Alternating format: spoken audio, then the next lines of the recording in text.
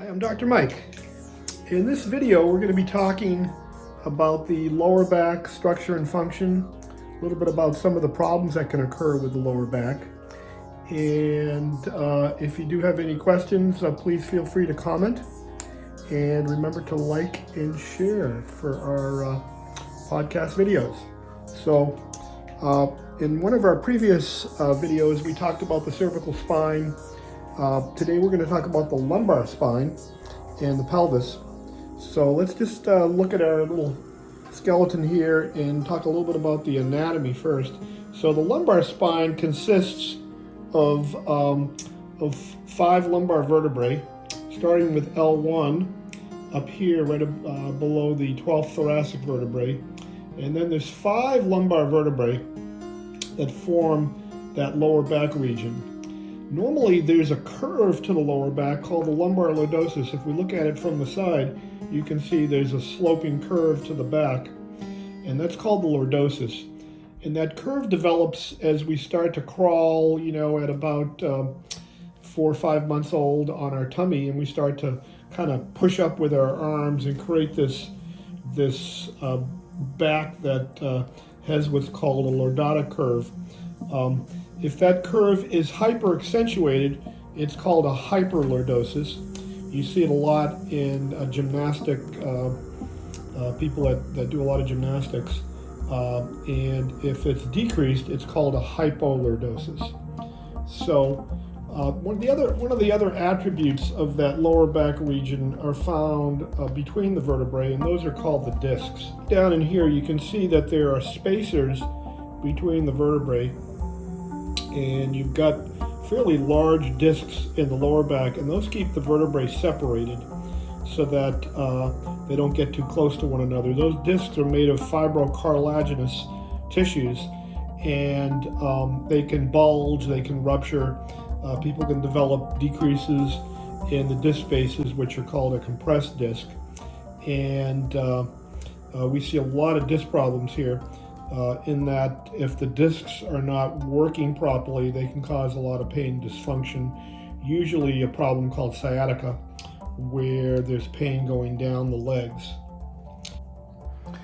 So if we get into the bottom of the spine, we see a bone called the sacrum, which is composed of 5 different segments, which fuse as we reach about 13, 14 years old. And in between those sacral segments are the sacral nerves. You can see them exiting between the little foramen that are in the sacral area. On either side of the sacrum, we have the sacroiliac joints. You've got one on the right side and one on the left side. And the sacroiliac joints basically join the ilia with the sacrum. So on either side of the sacrum, you've got the sacroiliac joints, and it's comprised of the ilia, which are these large hip bones on the sides, and the sacrum. And it's a joint that basically supports the weight of the body. And as we move, those joints do flex a little bit. They don't move a whole lot, but they flex a little bit. If they displace or get inflamed, that's called a sacroiliitis, or having an inflamed sacroiliac. The bottom segment is the coccyx. That's just this segment right down at the very bottom here. And it's prone to breakage if you fall on your tailbone. So if we look back at the front of the pelvis, here's the front of the pelvis here, we can see these large iliac bones.